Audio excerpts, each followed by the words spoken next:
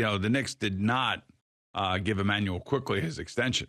Yeah, so they're going to let him sort of play it out, and we'll see where he ends up at the end of the year. They just want as much flexibility, I think, salary-wise as possible. Yeah, but he's gotten better every year since he's been here.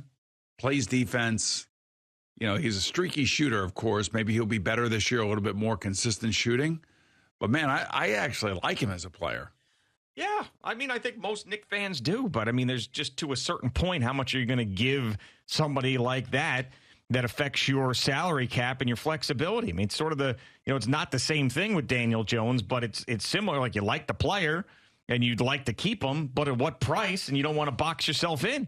So I do think that the Knicks are hoping that something shakes loose during the year in this offseason that can get them over the hump. They feel pretty good about their team otherwise. I'm just afraid that it's going to end up being someone who either just doesn't have it, like a Karl Anthony Towns, who is just okay to me, a very good player, but not like the guy that's going to put your organization over the top.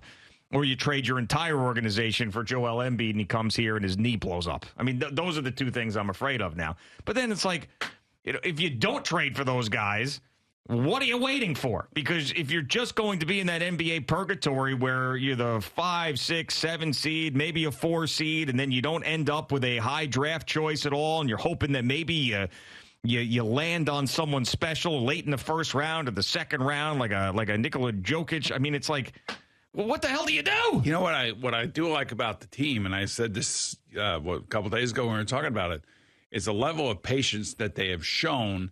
And the two main guys that they've added are Josh Hart and Jalen Brunson, who are hard-try guys who are really fun to watch play. And then Dante DiVincenzo, now the other Villanova guy. Same thing. But the point being is they play defense, they play hard, they play smart, they genuinely really like each other.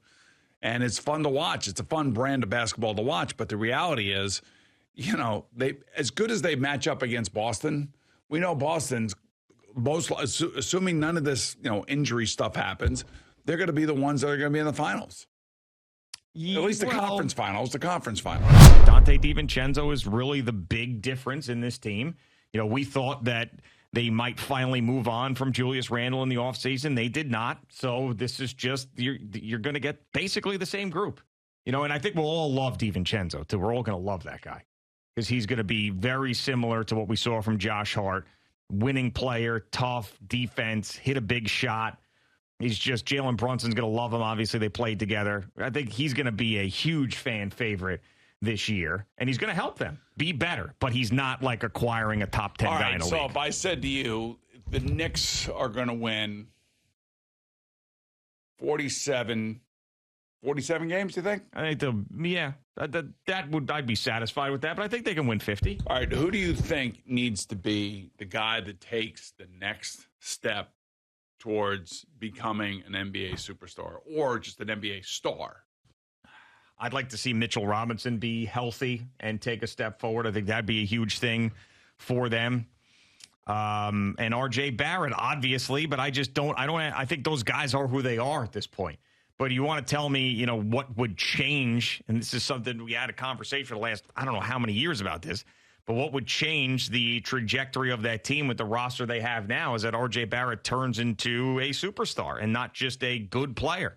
I just don't know if he is capable of that. Well, him, Quickly, and Mitchell Robinson. Yeah. Right? Those are the three guys that you've kept here, you've drafted here, you've developed here. They are right in the middle of their prime windows. Yeah. Windows. Yeah. They got to be. God, they understand the NBA game.